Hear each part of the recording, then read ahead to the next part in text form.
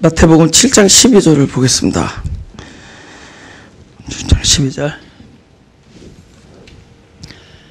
다 같이 읽어보죠. 그러므로 무엇이든지 남에게 대접을 받고자 하는 대로 너희도 남을 대접하라. 이것이 율법이요 선지자니라. 그래서 이게 뭐 남에게 잘 대접해야 해야지 너도 대접을 받는다. 이렇게 이렇게 우리한테 으름장을 놓는 그런 종류의 얘기가 아니라, 그죠? 네가 남에게 하는 일이 곧 남이 나에게 하는 일로 돌아온다는 거죠. 그죠? 네가 남에게 하는 일, 내가 남을 용서하면은 그 남이 나에게도 용서한다는 거고, 내 남을 사랑하면은 그 사랑이 나에게 돌아온다는 거잖아요. 그죠? 결국 내가 남에게 하는 모든 일이 결국 그 남이 나에게 하는 일이라면은 내가 남에게 하는 모든 일이 곧 누구에게 하는 것이죠? 나에게 하는 거죠. 그 내가 하는 모든 일은 나에게 하는 거라는 겁니다. 성경은 약속을 하시는 거예요. 그죠? 너희도 대접받으려면 남을 대접하라라고 이렇게 좀 무리한 요구를 하는 게 아니라 네가 하는 모든 일이 곧 결국은 너에게 하는 일이다라는 거예요. 네가 용서를 하는 것은 곧 너를 용서하는 것이고, 용납하는 일은 곧 너를 용납하는 것이고, 그렇죠? 다른 사람을 이렇게 긍휼히 여기는 것은 곧 너를 긍휼히 여기는 것이다. 결국 남에게 하는 모든 일은 곧 자신에게 하는 일이다라는 겁니다. 결국은 사랑의 본질에 대해서 얘기하는데, 하나님을 사랑하고 이웃을 자기 몸과 같이 사랑한다. 이웃을. 그런데 아직도 내가 있고 이웃이 따로 있는 한 참 그게 되지가 않습니다. 내 몸과 같이가 안 돼요. 이웃은 이웃이고 나는 나니까. 그러니까 네 몸을 이웃과 같이 들어, 이 얘기는 그 이웃과 내가 하나가 되는 거잖아요. 그죠? 그러니까 곧 이웃이 따로 없는 거죠. 그러니까 나의 사랑의 대상이 따로 있는 것이 아니라, 그죠? 내가 부단히 사랑을 해야 할 이웃이 그냥 이웃으로 남아있다라는 것, 그 어떤 사랑의 대상, 그죠? 사랑의 목적이 되어 있는 한, 그것이 힘든 얘기입니다. 근데 그 이웃이 어느 날, 곧 바로 자기 자신이라는 것을 이렇게, 그분께서 이렇게 가르쳐 줄 때가 있습니다. 그죠? 그 이웃이 곧 내 자신이 될 때가 있어요. 그 이웃과 나 사이에 벽이 허물어질 때가 있습니다. 그죠? 나 자신이 된 때가 있습니다. 그게 사랑이에요. 그 이웃과 내가 하나가 되는 게 사랑입니다. 나와 이웃이 따로 갈라지지 않고 내 몸처럼 될 때가 있습니다. 어떻게 저 사람의 아픔이 곧 내 아픔이 되고, 저 사람의 어떤 기쁨이 또 나의 기쁨이 될 때가 있어요. 그때는 하나님의 사랑의 본질이 내 안에서 체험될 때입니다. 그때는. 그래서 이웃과 나의 어떤 경계가 무너지고, 곧 자기 자신으로 될 때가 있습니다. 그것은 곧 바로 이런 율법이요 선지자니라 하면서 하나님 계명에 가장 중심되는 본질에 대해서 얘기하는 것이 결국은 남이 아니다라는 겁니다. 네가 남에게 하는 것이 곧 너에게 하는 것이다. 그래서 이 세상은 사실 남이 없는 거예요. 점점 나, 우리 이렇게 개념으로 가는 거죠. 하나님께서도 그렇게 하신 거잖아요. 내가 너 안에, 너가 내 안에 있어서 결국 하나의 일체를 이루는 것처럼, 그죠? 그분 스스로도 그 삼위가 일체를 이루신 것처럼 우리도 너와 나의 경계가 무너지고 결국 일체가 되는 겁니다. 그것이 결국은 참된 하나님 사랑의 요체라는 거죠. 그죠? 근데 과연 어떻게 이웃이 나일 수가 있느냐? 그죠? 어떻게 나일 수가 있느냐? 어떻게 이웃에 대한 평가? 사람들 그러잖아요. 자기 자신에 대해서는 굉장히 그걸 뭐라 그러죠? 굉장히 관대하잖아요. 그죠? 근데 이웃에 대해서는 샤프하죠. 이웃의 남에 대해서는 굉장히 샤프해요. 근데 진짜 바보 같은 게 진짜 자기를 못 봐. 진짜 자기를 몰라. 저는 너무 많이 봤습니다. 근데 너무 많이 보는 걸 통해서 뭘 본 줄 아세요? 그게 나라는 걸 깨달았어요. 그게 바로 자신의 얘기입니다. 여러분이 이웃을 통해서 관찰되어지는 모든 것이 하나님께서 너 자신이 누구냐라는 걸 알려주시는 겁니다. 그러니까 내가 그렇다는 거죠. 그럼 과연 우리가 어떻게 그 이웃에 대해서 이렇게 귀한 평가를 내릴 수 있고, 그죠? 쉽게 말하면 그들을 용납하고, 그들을 받아들일 수 있는 이 모든 것이 어떻게 가능한 것인가, 그죠? 근데 아무튼 어떻게 이웃과 내가 결국 이제 일체를 이룰 수 있느냐, 그죠? 그러니까 결국 또 이웃에 대한 나의 평가가 또 자신에 대한 평가로 이루어질 수 있느냐, 이런 것이 사실 성경에서 주님께서 성경을 통해서 우리에게 가르쳐 주시는 결국 핵심이라는 거죠, 그죠? 그 핵심이 무엇이냐? 제가 보니까 우리가 생각지 않았던 것들이 있습니다. 제가 그 어려서부터 이제 무슨 독서들을 한다면은 이제 특히 이제 20대는 무슨 이렇게 그리고 주위에 권고를 받고 크리스천 서적 같은 걸 읽을 때가 있잖아요. 그런 어떤 심리학자들이 계속 이런 얘기를 많이 했는데 그때는 이해를 못했어요. 근데 제가 이제 결국은 이해를 못하고 있다가 언제 이해했냐, 사역을 하면서부터 이해가 됐습니다. 또 특별히 이제 담임 목회를 하면서부터 많이 하는 걸 이해했습니다. 그러니까 제가 너무나 많은 것을 이해 못하고 담임 목회를 시작한 사람입니다. 그래서 너무 미안해. 그때 개척할 때 오신 분들이 너무 미안해. 그래서 성경도 많이 이해 못하고 내가 시작을 했는데 이게 사역을 하면서 하나님께서 많이 이렇게 경험을 통해서 많이 알려주신 게 있는데 그 중에 하나가 지금 제가 들려는 이건데 이거는 제 경험을 해서 너무나 많이 참 이게 이런 얘기. 그때 그 학자들이 맨날 무슨 얘기를 하냐면은 그 개인 자신에 대한 정체성을 자기가 많이 했어. 네 자신에 대한 정체성을 바로 보라는 얘기를 많이 해요. 그 다음에 자신에 대한 평가가 후하지 못하다는 거예요, 사람들이. 그러니까 영어로 하면 self-esteem이라고 그러죠. 자신을 너무 이렇게 낮게 평가한다는. 근데 사실은 외형적으로 사람들이, 그러니까 외부적으로는 사람들이 자신에 대해서 대단한 줄 알고 대단하게 평가하고 대단하게 얘기를 하고 그 다음에 자기 주장을 굽히지 않고 막 이러잖아요. 근데 사실은 자신에 대해서 자신이 없기 때문에 하는 행동이라는 거죠. 그죠? 너무 자신이, 진짜, 그러니까, 그 굉장한 자존감이, 이렇게 부여되지 않은 그 결과로 일부러 바깥에서는 반대적인 행동을 취한다는 겁니다. 그러니까 사람들이 의외로 자신에 대해서 평가가 낮다라는 거예요. 그러니까 자기를 부인한다는 것과 자기가 누구냐라는 걸 아는 건 또 다른 문제거든요. 그죠? 내가 누구냐라는 것은 이미 부인되어진 후에 하나님께서 나를 이렇게 세워주신 나를 바라보는 거예요. 그러니까 내가 누구냐라는 거. 그죠? 근데 그것에 대해서 너무 자신을 모른다라는 거죠.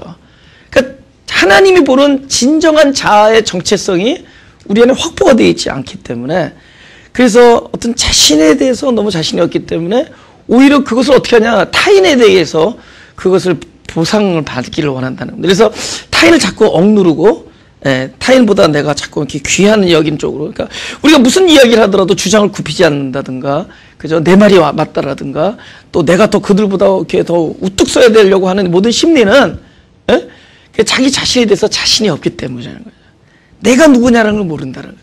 왜냐면 우리가 평생 살면서 결국 줄기차게 내가 누구냐라는 것은 자기의 외적인 행동이나 모습을 통해서만 발견되었지, 진짜 내가 그것도 뭐냐면 그리스도께서 내 안에 오셔서 나의 새 생명이 되어져서 진짜 태어난 앞으로 그분과 영생을 누릴 그 참된 나, 그죠? 주님께서 새롭게 중생을 시켜주신 나, 그죠? 영생할 나, 그죠? 그분과 지금 이 예배 안에서 하나님의 영이시니 영 안에서 함께 교통할 바로 진정한 나, 그 진정한 자신에 대해서 자기가 볼 기회가 없다라는 거죠. 그죠? 그냥 어쩌다 이렇게 예배 시간에 와서 영이 없고 그러면, 그때는 영인 것 같은데 집에 가면 영 안 생각이 안 나.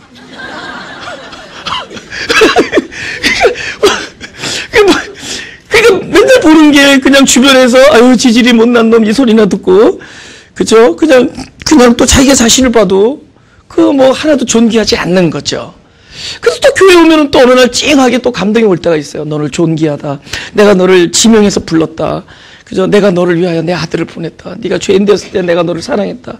네가 나를 사랑한 것이 아니라 내가 너를 사랑했다. 이런 말씀이 들려오거든요. 그때는 이렇게 뭔가 이렇게 감동이 오면서도 우리가 더 많은 시간을 자기의 외적인 행동이라든가 여태까지 습관되어진 그 자기 그냥 삶 속에서 자기가 평가되는 거예요. 그러니까 실제로 하나님께서 나를 바라보는 것보다 내가 나를 평가한 것을 더 신뢰하게 되고 자기 자신에 대해서 그냥 우리가 잠깐 평가절하하게 된다. 그죠? 그러니까 사실은 자기 자신에 대해서 어떤 참된 이 정체성이 이렇게 회복이 안 된 거예요. 주님께서는 회복시켜줘요. 무엇이냐? 그분이 오셔서 회복시켜줬어요. 그분이 오셔서 그 중심부의 생명이 되어주셨습니다. 우리를 그릇으로 하고 그곳에 오셔서 당신이 나의 생명이 되어줬어요. 그죠? 근데 성경에서 말하는 너의 가치, 너의 밸류는 뭐냐? 바로 네가 바라보고 있는 너의 겉사람이 아니라 바로 네가 담고 있는 내 안에 계신 그리스도가 너의 가치다라는 거예요. 너의 가치를 너로 보지 말고 그리스도로 보라는 거죠. 그렇죠? 우리가 보자기가 있단 말이에요. 그죠? 봉지라고 하죠. 봉지. 봉지에 무엇을 담았느냐로 따지지 그 봉지를 보지 않죠. 봉지에 황금이 있으면 황금 보자기가 되고 봉지에 쓰레기가 있으면 쓰레기 봉지가 되는 겁니다. 그죠? 똑같은 봉지가 그 안에 무엇이 담겨 있느냐로 달라지는 거죠. 근데 우리는 끊임없이 내가 이것이 무엇이냐 눈에 보이는 봉지를 보는 거죠. 근데 그것이 너가 아니라 그 안에 무엇이 담겨져 있느냐죠. 결국 참된 나라는 사람이 누구냐? 나의 진정한 정체성, 그죠? 나의 진정한 자아의 그 모습은 무엇이냐? 나의 밸류, 나의 가치는 무엇이냐? 내 안에 계신 그리스도다. 근데 그 그리스도의 가치가 또 다르니 내가 발견한 그리스도의 가치만큼이 곧 나의 가치입니다. 내가 그리스도를 발견한 만큼 이것이 나의 가치예요. 할렐루야. 놀랍지 않아요? 근데 이것이 나의 가치가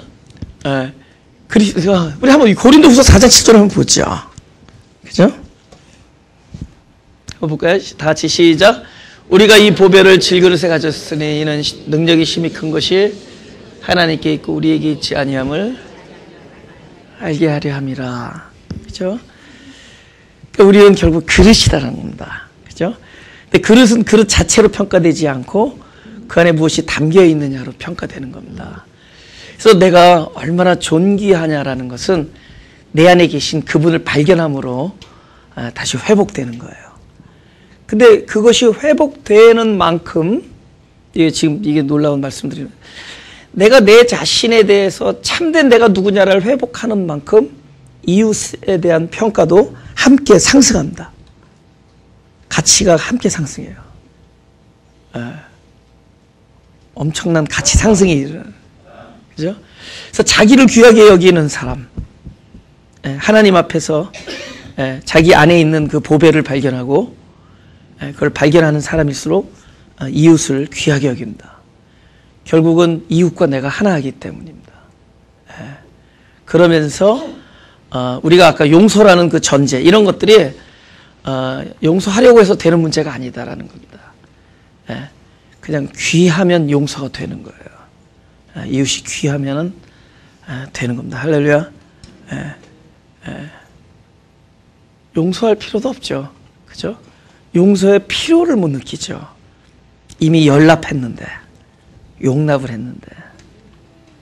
그죠? 우리 요한복음 17장 3절을 보죠. 시작. 영생은 곧 유일하신 참 하나님과 그의 보내신 자 예수를 그리스도를 아는 것이다. 그죠? 예수 그리스도를 아는 것이다. 또 그분이 누구냐? 나에 대한 그분, 나를 늘 관계하시는 그분, 또 내 안에 계신 그분, 그분을 아는 만큼이 곧 나의 가치를 발견하는 것이고 그만큼 상대방을 용납하게 됩니다. 진정한 어떤 자아의 자존감을 회복한다. 뭐 이렇게 얘기하죠. 그죠? 내가 누구냐. 그죠? 안 믿겨줘도 아멘. 내가 누구냐. 그죠? 아까 일부 시간에도 제가 말씀드렸는데 어느 한 슬픈 사람의 이야기 하나 있습니다. 근데 그분은 결국은 회복을 하신 분이에요. 연세가 드신 분인데 이분이 이제 물리학자예요. 물리학자. 물리를 공부하신 분인데 일찍 미국에 오셔서 이제 아들이 여기서 태어났어요. 근데 전에도 한 말씀드렸어요. 근데 아들 이름이 버나르드예요. 버나르드. 예. 근데 좀 가슴 아픈 이야기죠. 그냥 외아들인데 그 방학 때 집에서 공부하고 있는 걸 끌고 바다가 간 거예요. 그래서 아버지가 야 가자, 오늘 나랑 놀자 그래서 바다를 가서 그 잠수복을 입고 들어갔는데 아들이 안 나왔어요. 예, 아빠만 나온 거예요. 아버지가 너무 얼마나 마음이 아픈 그죠? 그거를 그죠? 아버지가 너무 그래서 그때부터 아버지가 결국은 3년 이상을 집에서 나오질 않았습니다. 집에서 칩거했어요. 그죠? 너무 이것이 그 아버지의 아들 잃은 마음 또 자기의 그 자책 때문에. 예, 그래서 근데 3년 후에 아무것도 연락도 안 하고 그랬는데 탁 나왔는데 책을 하나 쓰셨어요. 이제 그 제목이 우주라는 겁니다. 우주. 제가 그 책을 갖고 있어요. 그래서 이제 이렇게 그죠? 그분이 그 우주라는 이 전체 우주에 대해서 한 권의 책으로 잘 이렇게 설명이 됐습니다. 그죠? 예. 저희 아무래도 저도 이제 전공이 같으니까 이렇게 보니까 훨씬 더 이렇게 쉽게 처음부터 끝까지 쭉 이제 읽을 수가 있었습니다. 근데 그걸 보면서 그죠? 지금 이 물리는 계속 발전해 가고 있어요. 계속 이렇게 증명돼 가고 있고 그런다. 실제로 이 지구상의 이 우주 안에 하나님께서 시간과 공간이 없었고 오로지 하나님은 한 분 계신 그건 시간이 필요 없는 그러니까 창세 전이죠. 하나님만 절대자만 계실 때가 있었죠. 근데 그분이 당신을 비우심으로 절대성을 비우심으로 상대적인 것이 생겨나요. 그것을 창조로 합니다. 그 상대적인 그 창조에 제일 먼저 생긴 건 시간과 공간이 생기는 겁니다. 그래서 과학자들이 이 시간을 만들 수는 없지만은 생겨난 시간을 측정을 할 수가 있었던 거죠. 그래서 최근에 그런 것들이 하나하나 다 밝혀진 겁니다. 그죠?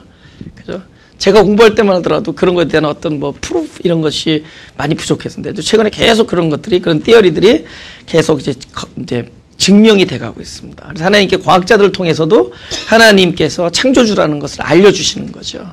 그죠? 글자에서 우리가 그냥 막연하게 6,000년 됐다 이런 종류가 아니라 수백억 년이 지난 이 시간을 측정함으로 말미암아 하나님께서 이 땅에 그죠? 예, 창조된 시간과 공간을 증명하게 해줬습니다. 저는 그걸 말씀드리려는 게 아니라 그 책을 읽으면서 이 얼마나 광대함 이런 것들이 막 느껴지는 거예요. 여러분 여기서 별이 보이면 저 얘기했죠. 얼마나 먼 거리에 있느냐면은 그죠? 우리 생각에는 저기에 토끼가 빵아 짖고 있는 것 같은데 토끼가 가다가 굶어 죽어요. 너무 멀어서 얼마나 멀냐면 빛이 지구를 7바퀴 반을 돈단 말이에요. 눈 한번 깜짝하는 사이에 빛이 얼마 빠르냐면 지구를 7바퀴 반 돌아요. 그 속도로 그 빛의 속도로 100만 년을 여행해야지 저 별에 닿는 거야. 100만 년. 근데 거기서 또 100만 년을 가야지 또 별이. 그러니까 얼마나 먼 거리에 있느냐. 우리 눈에 들어오는 저 빛이 얼마나 멀리 100만 년 거리에 있는 거야. 빛의 속도로. 그렇죠? 그럼 우리 눈에 들어온 건 뭐냐? 내 눈에 들어온 건 현재 있는 걸 본 게 아니라 100만 년 전에 있었던 것이 내 눈에 들어온 거예요. 내가 뭘 봤다라는 거는 있는 걸 본 게 아니라 100만 년 전에 있었던 걸 보는 거예요. 우리 눈에 들어왔기 때문에 빛이. 학교 다닐 때보다 더 열심히 들어. 이거 다시 들을 기회가 없다 그러는 표정이야 지금. 그래요. 얼마나 멀어, 그죠? 거기서 또 100만 년, 그죠? 여러분 오빠 자기가 벌써 100만 년 거리예요. 저 별은 오빠 별, 저 별은 자기 별이 100만 년. 그 거리에서 우리가 사랑을 나눈 거야 지금. 그 엄청난 거리에 가보면 또 끝이 있느냐? 끝이 없다는 거야. 그래서 가설까지만 들어 끝이 있느냐? 끝이 있다면은 한쪽으로 붕괴될 것이다. 끝이 있으면은 무게 때문에 만유율 때문에 한쪽으로 확 몰립니다. 근데 끝이 없다는 거예요. 끝이 없기 때문에 서로 댕기고 있기 때문에 이게 유지가 되는 거예요. 그러니까 그런 가설을 통해서도 이 우주는 영원하다는 거예요. 눈에 보이는 물체, 이 물질적인 우주도 영원해요. 그를 하물며 하나님께서 말씀하신 보이지 아니하는 진리의 세계의 영원성은 가히 알만하다? 아멘. 그죠? 제가 다시 존댓말 가히 알만하시다? 엄청나죠? 내가 부모님께서 그 쓴 책을 읽은 거예요. 그 3년 동안 자녀를 읽고 아들을 읽고 책을 딱 열었는데 첫 페이지 이렇게 쓴거요. 이 책을 사랑하는 내 아들 버날드에게 한데 눈물이 나서 아들 생각하면서. 그런데 그걸 보면서 뭐가 내가 분명해졌냐면은 이 엄청난 이 우주를 창조하시고 주관하신 하나님께서 바로 한 사람 한 사람을 상대하신다라는 걸 깨달았어요.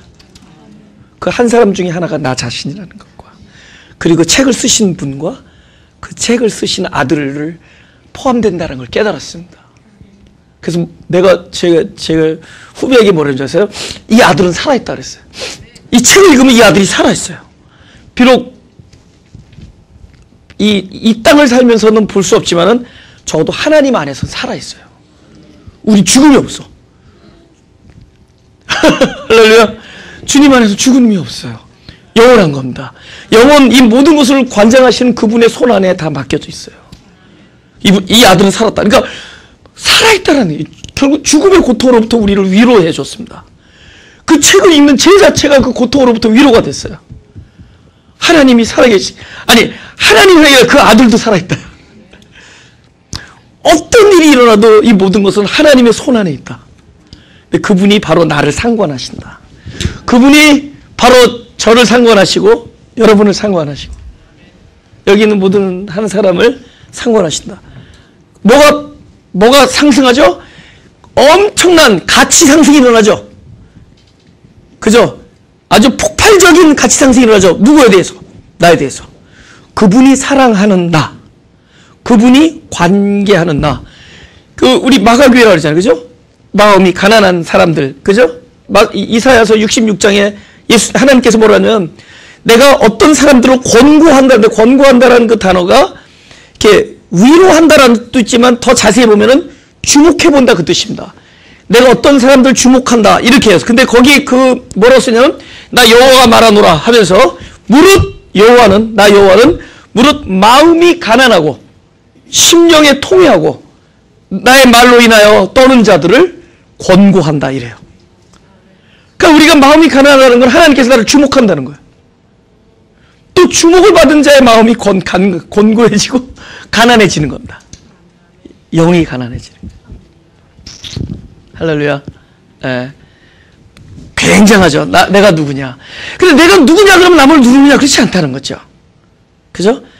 이 물질 세계와 그때 사람들의 세계는 자기의 어떤 직분이나 무엇이 올라가고 직위가 올라가면은 사람들을 이렇게 지배하려고 하죠.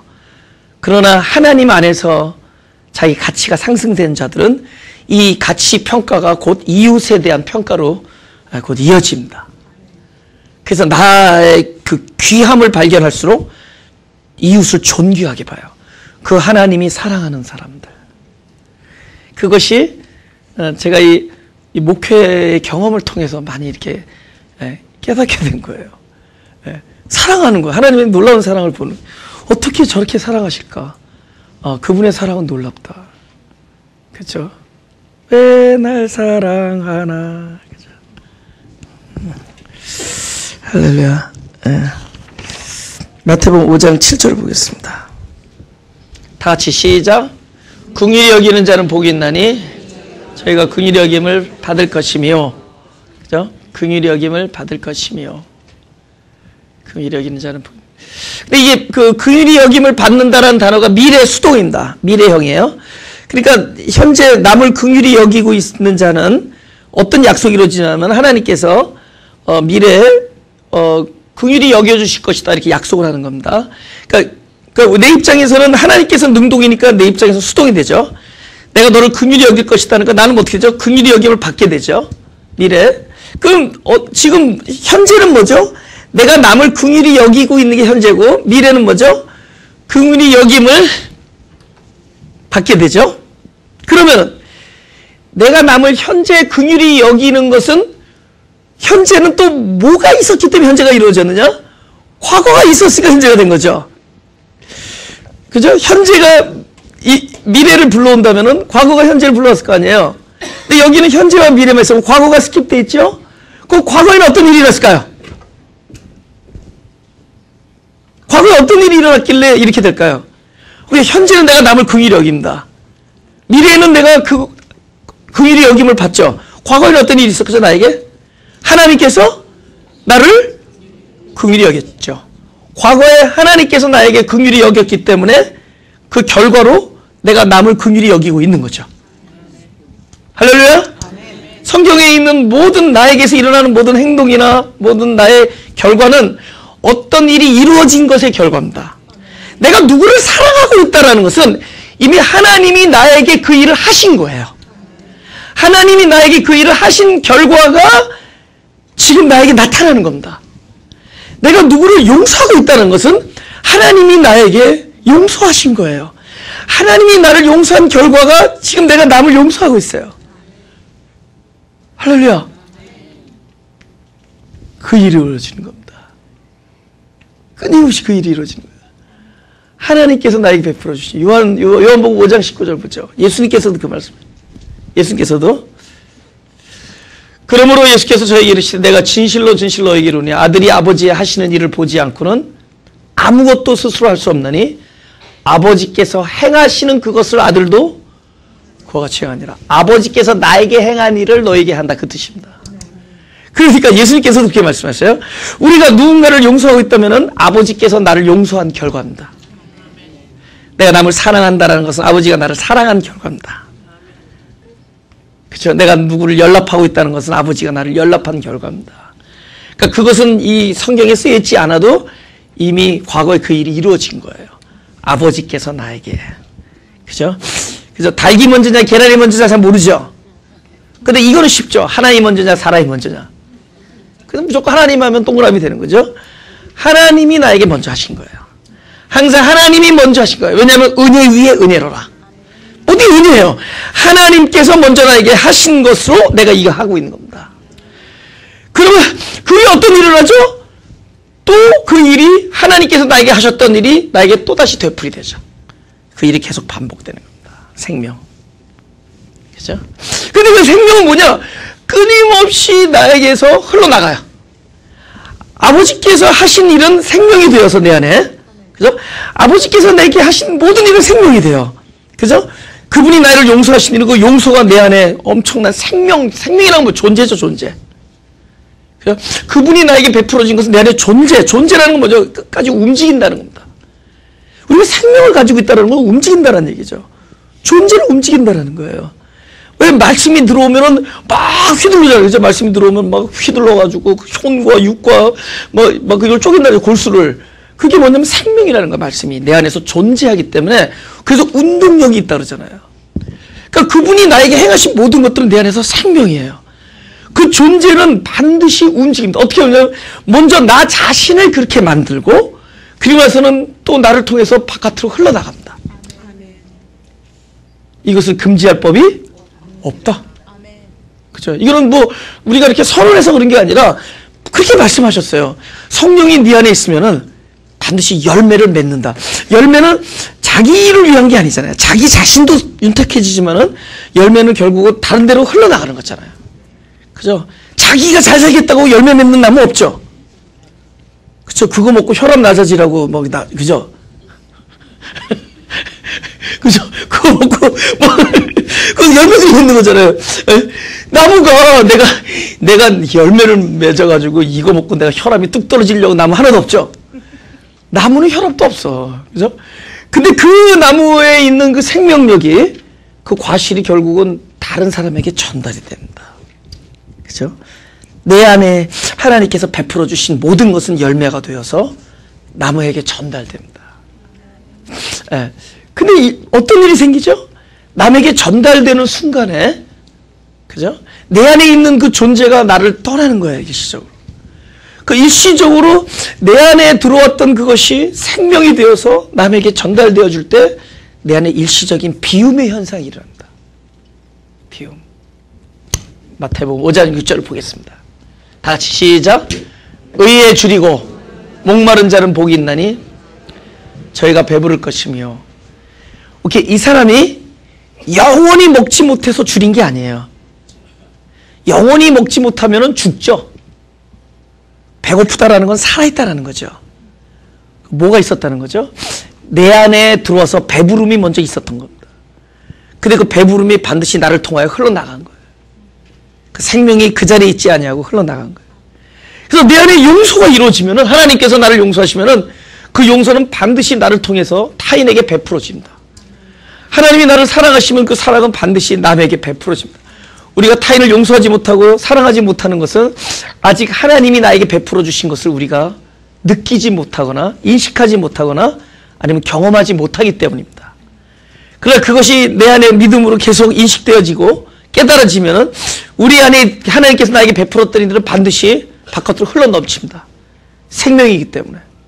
근데 이것이 흘러넘치면 순간적으로 비움이 일어나는 거예요. 비움. 일시적인 공허가 일어난다는 거죠. 그죠? 제가 하나님 나라의 말씀으로 막 충만하다. 그죠? 근데 어디 가서 막 집회를 막 인도해요. 집회를 하면, 그죠? 마이크 없이 80명 앉은 데서 집회한 적도 있어요. 마이크 없이. 80명이 어떻게 앉았느냐? 좁은 방에서. 그게 파키스탄이었어요. 파키스탄. 그때가 주지사가 총 맞고 죽었을 때예요. 3년 전에. 그리고 종교장관이 또 금방 또 몇 개월 만에, 시해를 당했을 때입니다. 라홀이라는 데인데, 거기, 그러니까, 요새는 안 그런지 모르지만, 그때는 막 50m 간격으로 이렇게 총 들고 서 있었어요. 주지사가 이 신성모독죄를 해체하자는 쪽에 동의를 해가지고, 그죠? 기독교인들에게 약간의 이렇게 좀 우호적인 발언을 했다가 결국 암살을 당했습니다. 그래서 갑자기 비상사태 일어나. 그때 내가 어떻게 갔어요. 그때 근데 그래서 좀 겁이 나요. 좀 겁이 나더라고요. 왜냐면 갑자기 소년을 보는데 참 애가 참 저렇게 얼굴이 맑으냐 그러는데 갑자기 혹시 제가 나와서 나를 덥석 안는다면 뭐 그런 사건이 있었잖아. 덥석 안고 터지고 막 이런 사건이 아니니까 자꾸 사람들하고 이렇게 멀어지게 되더라고요. 근데 그래서 조그만 방에서 마이크 없이 이렇게 막 목이 터져라고. 그 얼마나 좋아요. 막 나도 좋고 막. 근데 그게 딱 끝나면 이게 그날 밤에 들어오면 이렇게 공허해져요. 그게 물론 이렇게 말씀을 많이 전해가지고 이게 배가 고파서 공허한 것도 있지만은 이 존재 자체가 공허해져요. 왜죠?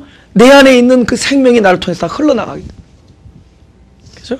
지금도 이렇게 하루 정도 모르는데 어디 집회 나가서 계속 에브리데이 하고 나면은 딱 방에 들어오면은 그 공허함이, 일시적인 공허가 느껴집니다. 이 안에 있는 것들이 다 쏟아져요. 어쩌면 내 안에 있는 세포까지도 다 긁어서 내려가는 것 같은 느낌이 들 때요. 그죠? 그것도 뭐 하루에 한 번이 아니라 뭐 2번, 3번 하는 예배 있잖아요. 파키스탄 같은 경우는 하루에 3번, 4번씩 예배 드리고 아침, 점심, 저녁 계속. 예배 안에서 그 예배들이 다 쏟아져요. 그리고 그 공허함이 뭐냐? 그죠?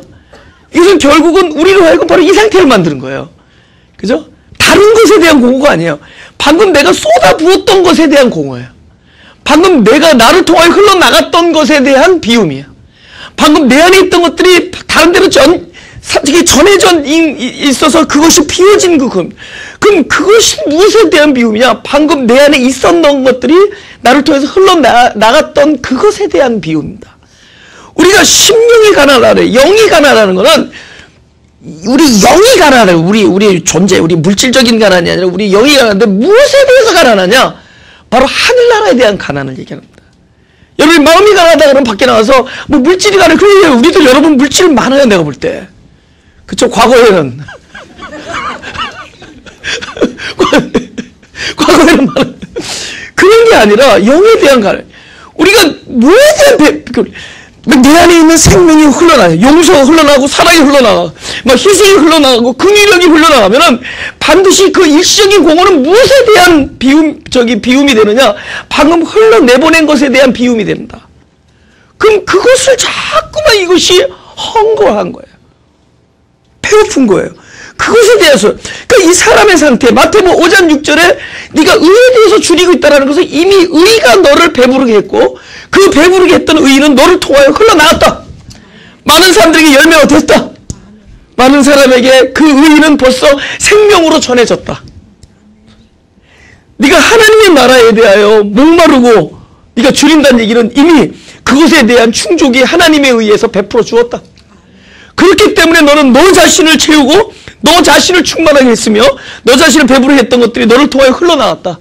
그리하여 지금은 일시적인 비움, 일시적인 배고픔, 일시적인 목마름은 바로 그것을 다시 담기 위한 그릇이 되어 있다는 증거입니다.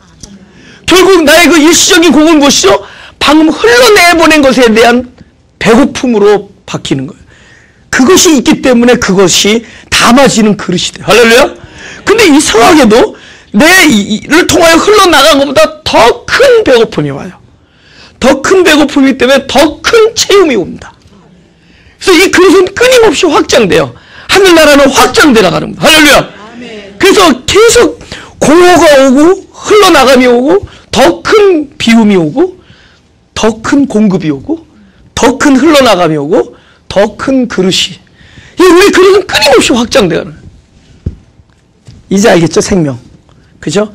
계속 고공이 아니라는 거예요. 이건 죽은 거예요. 고공행진이 아니라는 거죠. 계속. 그죠? 혼돈.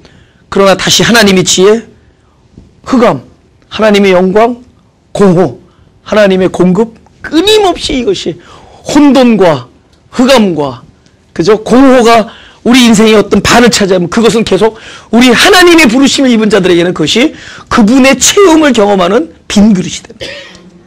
그래서 우리의 줄인 상태는 건강한 상태를 이야기합니다. 줄이지 않는 게 심각한 거예요. 그래서 내가 이제 깨달아서 하루에 6그릇을 밥을 먹는 이유를 깨달았어. 내가 이렇게 왜 배고프고 했더니 내가 건강한 거야. 근데 아까 누가 그러더라고요. 전사님께서 뇌를 많이 사용해서 배가 고픈 거라는 거죠. 뇌를 많이 사용하면 배가 큰 거. 내가 왜 이렇게 배가 고픈가? 그래서 뭐 별걸 다 찍어봤어요. 손가락도 늙어보고 뭐 피도 따보고 했는데 뭐 제법 괜찮아. 그래 봤더니 내가 건강한 거야. 끊임없이 배가 부르고 또 흘러나가고 흘러나가고 그러니까 배가 고픈 겁니다. 근데 이것이 그 육신, 양식, 물질적인 음식도 있겠지만은 만약에 우리 안에 하나님의 나라에 대한 이런 건강한 움직임이 계속 있다면은 그는 복이 있는 자라는 거예요. 끊임없이 의에 대하여 갈급하고 줄이다. 그것은 하나님의 공급이 이루어지고 있다라는 반증이기도 하다는 거죠. 할렐루야. 예, 이거는 결국은 체험이라는 거죠. 그렇게 이렇게 반복되면서 어떤 게 일어나죠? 사람의 것들이 내가 의지적으로 약화시키려고 되는 게 되어서 되지 않습니다. 자기가, 죄송합니다. 이거 손이 빨간 거는 내가 오늘 이제 내가 못을 박을 수 있다, 없다? 없다, 모르는 사람에게 젖었지? 못을 박을 수가 없어요, 자기가. 그러니까 그런 고통이라든지 비움이라든지 그 내려놓음이라든지에 대한 방법론이 사람에게는 없습니다. 죽음에 대한 방법론. 그래서 모든 것은 은혜로 이루어져야 되는 거예요. 그 은혜로 이루어지는. 그러니까 이런 식으로 끊임없이 나를 통해서 생명이 흘러나가고 그 비움이 생명으로 오잖아요. 그래서 무엇이 해결되죠? 하나님의 나라가 점점 내려서 확장되면서 사람의 사랑에서 하나님의 사랑으로 전환돼요. 전에는 사람의 사랑이었어요. 이제는 하나님의 사랑으로 전환돼. 그럼 하나님의 사랑과 사람의 사랑이 무엇이냐? 그것이 바로 이겁니다. 마태복음 5장 44절의 얘기입니다. 다 같이 시작. 나는 너희에게 이르노니 너희 원수를 사랑하며 너희를 핍박하는 자를 위하여 기도하라. 이같이 한즉 하늘에 계신 너희 아버지의 아들이 되리니 이는 하나님이 그 해를 악인과 선인에게 비추게 하시며 비를 의로운 자와 불의한 자에게 내려주심이니라. 하나님께서 이 45절은 이해가 좀 어렵죠. 그죠? 45절. 그죠? 네, 아까 일부 예배도 얘기했는데 사실 이 45절을 이해 못하고 내가 교회를 개척했습니다. 그러니까 내가 성경을 잘 이해 못하고 교회를 개척했어요. 그러니까 그때부터 다닌 분들이 너무 미안해. 성경도 잘 모르는 사람한테 성경을 배웠어요, 지금.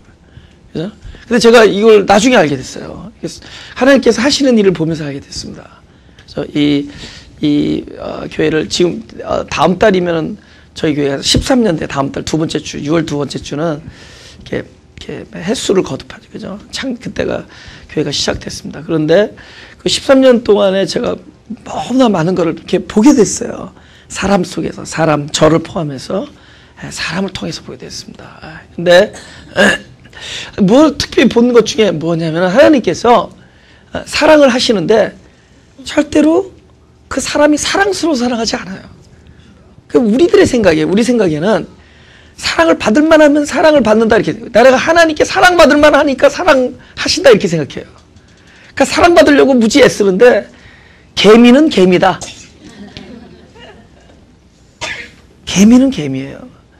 그 개미를 사랑하신 하나님의 사랑 때문에 사랑이 이루어지는 거지. 그게 사랑스러워서 우리가 그럴 만해서 하는 게 아닙니다. 그러니까 율법은 끊임없이 너에게서 찾는 거야. 네가 이렇게 하면 이게. 근데 복음은 하나님의 은혜를 얘기해요. 하나님이 나를 이렇게 얘기해요. 그러니까 나를 사랑하는 것은 나의 어떠함이 기준이 아니라 하나님의 사랑이 크기 때문에 그렇다 이겁니다. 그러니까 그분의 사랑이 너무 놀라운 거예요. 예. 그러니까 사람의 사랑은 이게 사랑스러움을 사랑하는 거야. 근데 하나님의 사랑은 당신 안에 있는 사랑의 그 용량이 크기 때문에 사랑하는 거예요. 근데 사람이 바뀌더라도요. 제가 바뀌어요. 제가 그렇게 바뀌어가고 있더라는 거죠. I'm sorry, not to everyone. 그래서 내가 한 사람을 오랫동안 보면은 그렇게 바뀌더라는 거예요. 어떤 한 사람을 계속 오랫동안 지내다 보면은 그게 전에는 잘하면 기쁘고 못하면 뭐 속상하고 뭐 판단하고 그러는데 아니에요. 점점 내 안에 있는 사랑의 용량이 커지면서 사랑하게 돼. 그냥 사랑해. 그냥 뭐 이래서 사랑하고 이래서 안 사랑하고가 아니라 이게 변해요. 네. 비슷한 거 경험하신 분들 조그맣게 하면 지금 경험들 하고 있을 거예요. 그죠? 한 20년 같이 있어봐요. 그렇게 변하죠. 우리는 아내는 아닙니다. 아내는 처음부터 초지일관 제가 사랑했습니다. 근데 사람이 어디서 뭐가 공급이 되는지를 알고 지금 행동을 해야지. 그런데 이게 사람이 한 오랫동안 같이 있어 보면은 어떻게 변하느냐? 자기 안에 있는 사랑으로 사랑해요. 그러니까 그 사람 때문에 사랑하던 거는 세상 사람들의 사랑이야. 그러니까 이방인도 그런 데잖아. 성경에 나오잖아요. 그런데 그 원수 사랑은 어떻게 나오느냐? 자기 안에 있는 사랑 때문에. 어떻게 원수를 사랑하겠냐? 근데 자기 안에 있는 사랑이 커지니까 다 품는 거예요. 상대방의 관계없이. 그래서 하나님께서는 모든 자에게 비를 골고루 내려주는 거는 비를 내려주시는 하나님 때문에 비를 내려주는 거지 그가 비를 받을 만해서 주시고 해를 받을 만해서 해를 주시는 게 아니라는 겁니다. 그래서 저게 딱 저 구절이 붙은 겁니다. 원수 사랑은 결국은 자기 안에 있는 사랑의 용량으로 사랑해야지 상대방 때문이 아니다라는 거예요. 우린 끊임없이 상대방을 기도해. 하나님 저 사람을 좀 나로 사랑할 수 있게 해달라고 기도하지만 어쩌면 저 사람이 내가 사랑할 수 있게끔 좀 변하게 해주십시오라고 기도합니다. 하나님께서는 그런 기도 안 하죠. 너에 대한 기도라는 거죠. 저 사람과 관계없이 내가 저 사람이 나에게 어느 날 원수로 돌변할지라도 내 안에 있는 사랑이 곧 당신이 나를 사랑한 그 사랑으로 인해서 할렐루야. 왜냐면 우리가 죄인 되었을 때 나를 사랑했고 우리가 원수 될 때 나를 사랑했잖아요. 근데 이 사랑이 어떻게 발전했느냐? 하나 더 보죠. 그죠? 7장입니다. 마태복음 7장 3절입니다. 다시 시작. 어찌하여 형제의 눈 속에는 티는 보고 내 눈 속에는 들보를 보지 못하느냐. 신앙생활 속에서 들보를 보는 버릇이 생겼어요. 자기 안에 들보를 보면 재밌습니다. 처음엔 재미없었는데 나중에 자기 안에 들보를 보면 뭘 보는 줄 아세요? 하나님의 사랑의 광대함을 봐. 자기의 들보를 깨닫는 게 영적인 행동입니다. 그럼 하나님의 사랑의 어떠함을 보게 돼요. 근데 그 사랑이 결국은 내 안에 있는 사랑이에요. 나에게 베풀어진 사랑. 그래서 형제를 사랑할 수 있다는 거죠. 마지막으로 우리 마태복음 5장 5절 하겠습니다. 다 같이 시작. 온유한 자는 복이 있나니 저희가 땅을 기업으로 받을 것이며. 그죠? 우리 땅 좋죠? 근데 땅 너무 좋아하지만 안 팔리면 세금 내기 바빠요. 그죠? 그죠? 막 너무 경제 어려워서 막 세금 못 내가지고 땅 버리는 사람들이 있고 막 그러죠. 그죠? 그 땅이 뭐냐? 땅이 뭐냐? 하나님께서 우리가 온유한 자는 땅을 준다라는 그 땅이 뭐냐라는 거죠. 기업이거든요. 기업. 그죠? 그 기업이 뭐냐? 하나님께서 심령이 가난한 자는 복이 있나니 해요. 그죠? 그럼 결국 뭐냐? 심령이 가난함으로 복을 얻는다라는 게 아니라 네가 심령이 가난한 걸 보니까 뭐가 있는 증거라는 거죠. 복이 있는 증거라는 거죠. 그 복이 뭐냐라는 거죠. 그 복이 바로 천국이신, 그죠? 천국의 주체이신 이 안식의 주인 되시는 바로 그분을 얻은 거죠. 그럼 우리가 막연하게 그리스도를 나의 생명으로 얻었다고 할 때 뭐를 얻었냐라는 거예요. 알고 봤더니 그분이 가지고 있는 모든 성품을 하나하나 얻는 겁니다. 우리 신앙의 여정이 뭐냐? 그분의 성품이 다 내 안에 내 것이 돼가는 거야. 내가 전에는 절제가 없었다고 치자고요. 아직도 없다고 치자고요. 아직도 없지만. 그럼 절제가 없는데 어느 날 만약에 내 안에 절제가 생기면 이것은 내가 획득한 것이 아니라 바로 그분 안에 있는 절제가 내 안에 와서 여기로 말하면 차지한 거예요. 그건 사람의 게 아니에요. 그분의 것이 내 안에 들어온 거죠. 그죠? 이건 어디서 된 거죠? 오래간 신앙생활을 통해서 그분의 것이 내 안에 온 겁니다. 그러니까 그분께서 끊임없이 우리에게 땅을 주시겠다는 건 뭐냐? 기업을 당신 안에 있는 모든 선한 것들을 우리 안에 하나씩 주시겠다는 거예요. 이제 이산지를 달라고 할 때 부동산 생각하지 않고 부르게. 뭐 이 땅 팔아서 선교하겠다 그러지 말고 여러분 자신이 팔려야 됩니다. 여러분 자신의 땅이 새하늘과 새 땅으로 만드는 것이 그 땅 왜 땅이라고 했냐고 흙으로 만들었잖아요. 흙으로 만들어서 비를 주고 물을 줘서 씨를 뿌려서 생명을 낳게 하려는 거예요. 씨 열매 맺는 채소, 그래서 씨 열매 맺는 수목 이런 것들을 만들어서 여러분을 생명의 통로로 쓰겠다는 겁니다. 처음엔 그릇이었죠. 근데 그릇은 받기 위함이죠. 근데 우리는 그릇에서 통로로 전환됩니다. 끊임없이. 근데 통로는 끊임없이 그릇이 있는 것이에요. 받고 내보내고 또다시 받고 내보내고 하면서 그릇에서 통로로 전환되다 보니까 우리에게 고통도 있고 아픔도 있는 것 뿐이에요. 예? 그러니까 그것이 뭐냐면 흙으로 만드는 거예요. 왜냐면 생명에 관한 문제. 흙에다가 물이 들어오는 건 뭐 씨가 뿌려지고 그것이 자라게 만들기 위함입니다. 그래서 그 땅을 주겠다는 거예요. 할렐루야? 그래서 끊임없이 뭐가 뿌려지느냐? 그분의 성품이 씨앗으로 뿌려지는 거예요. 그것이 내 안에서 먼저 나를 세우고 또 나를 통해서 흘러나가는 거예요. 그분의 성품을 끊임없이 차지하는 거예요. 근데 누가 차지하느냐 이렇게 하시면서 온유라는 단어가 나오는 거예요. 그죠? 우리가 땅을 차지하는데 어떻게 했죠? 과거에 이 성경이 주어질 때 2000년 전에 또 그 전에 우리가 무엇을 땅을 얻는다 그럴 때 어떻게 얘기했죠? 반드시 그때는 전쟁하고 싸워서 쟁취하는 거였죠. 그때 주님께서 오셔서 그렇게 말했어요. 우리는 땅을 차지할 때 싸워서 쟁취한다 그래요. 그래서 그래서 힘을 키우고 강대해지고 그죠? 전쟁을 벌여서 싸워서 그래서 그걸 획득하라고 했습니다. 근데 그분께서 그렇게 말씀하시면 정반대 얘기를 하는 거예요. 온유함으로 차지한다는 겁니다. 무엇이 오냐? 예수님께서죠. 나는 온유하고 겸손하니 하죠.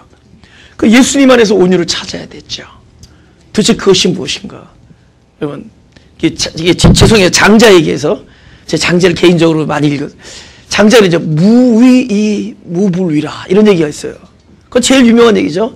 내가 아무것도 할 수 없는 무위라는 것이 나에게 이루어지면은 안 되는 것이 없다. 무불위다. 할 수 없는 것이 없다. 이런 뜻입니다. 무위를 하면은 무불위다. 집에서 막 열심히 해. 무위가 무불이다. 그죠? 또 뒤에 가서 헷갈리게 뒤에 가서 또 바꿔서 뭐 무불이 무위다 이렇게 하지 마. 그러니까 모른다 그러세요. 근데 그 말이 놀라운 얘기. 그 말이 무슨 뜻이냐. 그제 네가 아무것도 안 할 수 있는 것을 한다면은 그야말로 못할 게 없다는 거예요. 여러분 포도원에 딱 품꾼이 일찍 들어가서 일하죠. 근데 나중에 1시간만 일하는 사람 있죠. 그 친구가 1시간만 일한 게 아니에요. 장터에서 9시간 기다렸어요. 그도 아침부터 홈디포에 나가서 늦게까지 기다린 거예요. 우리가 그 페이를 해준 거예요. 아시겠어요? 앞으로 적어도 이 설교를 들으신 분은 홈디포에서 오셔다 너 몇 시부터 있었냐를 물어봐야지.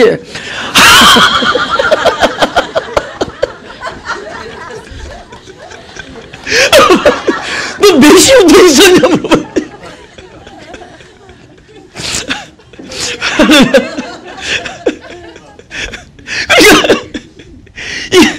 근데 우리가 이게 아무것도 할 수 없다. 이거는 엄청 이건 내공이 쌓여야 돼 사실은. 우리는 막 뛰쳐나가지. 그게 이게 보통 힘이 아니야. 근데 이게 언제부터냐? 이 우리가 말하는 이 내공이 쌓인다는 게 하루아침에 되는 게 아니라 조그만 것부터 시작되는 거예요. 그렇죠? 그래서 어린아이 때 이 공기를 잘하는 애들이 나중에 이걸 잘 짚는 거예요. 조그만 것부터 잘 집어야지 나중에 큰 걸 짚는 거예요. 무슨 일인 줄 알죠? 에? 하나부터 하는 거, 하나부터. 근데 우리 일 있는 사람에게 이런 일들이 하나님의 은혜로 이루어진다는 거. 어떻게 이루어지는 거죠? 끊임없이 그 일이 이루어지는 거예요. 뭐냐? 온유라는 것은 내가 뛰쳐나가지 않고 나에게 일어나는 일들을 그대로 받아들이는 것을 온유라 그래요. 그러니까 예수님께서는 무엇을 받았느냐? 십자가를 받아들였어요. 예수께서 그 말씀을 하신 겁니다. 그분의 온유함은 십자가에서 당신에게 행하진 모든 일들을 받아들인 겁니다. 상상이나 되겠냐고, 그죠? 예, 이 세상을 만드신 이가, 그들을 만드신 이가 자기의 피조물이 자기를 향해서 침뱉고 모욕하고 가시면류관 씌우고 채찍질하고 옷을 벗기고 가진 모욕을 할 때 그 모든 것을 다 온유함으로 받아들입니다. 할렐루야. 그분을 누가 포박할 때도 끌려갔고 그들을 때릴 때도 맞았고 그들을 십자가 못 박을 때도 박혔고 그들이 침뱉을 때도 침뱉음을 그대로 받아들입니다. 근데 이 일이 우리 예수 믿는 사람들에게, 특별히 그분께서 부르신 모든 사람들에게 어떻게 일어나느냐? 아주 작은 거지만 작은 것부터 끊임없이 일생을 살아가면서 내가 이것을 받아들이지 않으면 안 되는 일들이 계속 우리에게 일어납니다. 우리 인생을 쭉 보라고요. 저는 이 사역에서 진짜 배운 게 있다면은 이것은 결코 우리가 맞부딪혀서 싸워야 되는 문제가 아니야. 뭐 깨닫고 조리조리 설명해서 되는 문제가 아니야. 너는 육적이고 나는 영적이라고 해서 되는 일이 아니야. 이 말도 안 되는 것 같은 많은 일들을 우리는 침묵. 예수님께서 뭐랬죠? 그가 도수장으로 끌려가는데, 그쵸? 그 털 깎는 자 앞에 잠잠한 어린 양 같이 그 입을 열지 아니하는 거예요. 그죠? 우리가 그거를 무엇으로, 그죠? 너는 아니고 나는 고급이고 너는 저급하고 나는 더 저기하고 너는 육신적이고 나는 영적이고 뭐 그래서 뭐 말로 해서 되는 문제들이 아니에요. 그죠? 그죠? 너는 1시간이고 나는 5시간 기도고 기도 양으로 하래. 이분은 또 4시간 또 기도 안 하는 훈련을 했어요. 뭐 우리 그런 거 가지고 그건 세상 사람들이 하는 거라고. 우리는 그걸로 가는 거예요. 우리는 제일 놀라운 일은 나에게 일어나는 나의 beyond my 원함과 기대와 나의 계획. beyond라는 건 넘어선 거예요. 나의 계획과 이것을 뛰어넘어서 나에게 행해지는 모든 일들, 자그마한 큰 일들을 우리는 그대로 하나하나 받아들여 가면서 그 안에 무엇이 함께 들어온 줄 아세요? 그리고 하나님께서 우리에게 주시고자 하는 놀라운 당신의 기업, 하나님 나라의 성품, 그리스도의 가치, 이런 것들이 곧 우리 안에 나의 생명의 기업으로 차지하게 되는 일들이 생깁니다. 네가 끊임없이 받아들이는 속에서 그분의 생명이 우리에게 전달되어주는 나의 기업이 되가는 거예요. 할렐루야. 할렐루야. 그 다음 뭐가 되죠? 나의 사랑의 어떠함은 끊임없이 증폭합니다. 그러면서 이제는 상대방에 있지 아니하고 내 안에 세워진 하늘나라, 온유함 속에서 내 안에 차지한 하늘나라의 기업이 결국 많은 사람들을 품게 합니다. It takes time. 여러분이 얼마나 즐기냐에 따라서 시간이 좀 걸립니다. 좀 이렇게 안 즐긴 사람이 있고, 근데 이 즐겨서 오래 가는 사람은 더 세요. 그건 변하지 않습니다. 그러니까 둘 중에 하나 택하세요. 빨리 좋아지고 빨리 나빠질 수 있는 쪽을 가던가, 아니면 좀 오래 걸리더라도 이왕이면 그저 좀 최상급으로 가던가. 그건 뭐 여러분의 선택도 아니에요. 이미 정해져 있어요. 이미 B급, C급, 초이스 이게 다 정해져 있습니다, 지금. 그 하나님이 견적을 내렸어요. 그러나 하나님 우리를 통해서 끊임없이 당신의 시간 안에서 우리에게 성경에 있는 모든 사람들이, 그래서 저기가 저 최상급 야곱 시간 꽤 걸렸어요. 자기 세대도 안 되니까 아들까지 고생시켜서 결국 만들어냅니다. 결국 하나님의 약속을 만들어내. 할렐루야. 우리가 그렇게 부르심을 입었습니다. 그분께서 당신의 나라의 성품을 우리 안에 주실 겁니다. 받아들이는 거예요. Take it. 그죠? 돌아가신 최혜산 전도사님이 저에게 하신 말씀입니다. 내가 하루는 너무 억울해서 막 전화되고 막 울었어요. 근데 최혜산 전도사님이 그게 십자가를 그냥 받아들이는 것이 최상이다. 나는 늘 그 생각이 날 때가 있어요. 받아들이는 거예요. 그게 예수님이 하시는 받아들이는 거예요. 근데 그것은 절대로 나중에는 억울하지도 않습니다. 즐겨요. Enjoy what you got. 할렐루야. 받아들이는 거야. 그렇죠? 여러분의 아내를 받아들이십시오. 여러분의 남편을, 여러분의 자녀를, 인생이라는 모든 걸 다 받아들이면서 우리는 거대한 하나님 나라의 땅을 차지하는 그 성품을 찾아. 가슴에 손을 대시고, 가슴에 손을 대시고.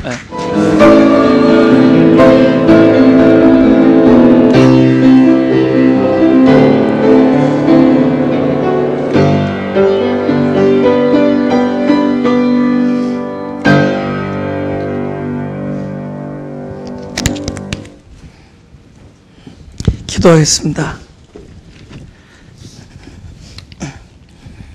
다른 것은 몰라도 하나님이 우리 일생을 통해서 나를 존귀하게 여기고 있다는 사실은 망각하지 않게 하여 주옵소서. 때로는 우리의 감정이 나를 속이고 나의 생각이 나를 속이고 상황이 나를 두렵게 한다고 할지라도 하나님이 나를 사랑하심과 나를 용납하시는 것과 나를 연락하시며 나를 보호하시는 하나님의 놀라운 사랑이 우리에게 잊혀지지 않게 하여 주옵소서. 하나님의 당신의 비밀과 계획 안에서 일을 하시오니 우리로 믿게 하고 기다리게 하시고 우리로 넉넉하게 평화를 하나님 안에서 누리며 찬양하며 예배하게 하여 주옵소서. 이제 우리로 보이는 세계보다 하나님의 약속의 세계에 발을 딛게 하시고 우리의 느낌보다 하나님의 말씀을 존귀히 여기며 우리의 예측보다 하나님께서 말씀하신 진실이 우리에게 더욱더 진리가 되게 하여 주옵소서. 우리의 삶이 하나님 안에서 더욱 윤택하게 하시며 그 윤택함이 우리의 욕심이 아니라 하나님이 우리에게 나려주신 천국의 풍성함이 되게 하시며 결국 우리를 통하여 흘러나가는, 그래야 우리를 만나는 자마다 참된 복을 누리는 그 자리에 마음이 가난한 사람들이 있게 하여 주옵소서. 주님께서 늘 함께 하시며 당신의 임재가 늘 풍성하시며 우리를 결코 떠나지 아니하시며 늘 기름 부어주시며 기쁨과 평강과 희락이 될 것을 믿사오며 주님을 더욱더 사랑하기를 소원하며 하나님과 그의 보내신 자 예수 그리스도를 알기를 소원하며 우리의 기도가 하나님의 뜻이기를 믿으며 우리의 기도대로 하나님께서 해주실 것을 믿으며 그것이 하나님의 소망인 것을 믿으며 감사하며 예수 그리스도 이름으로 기도드렸습니다.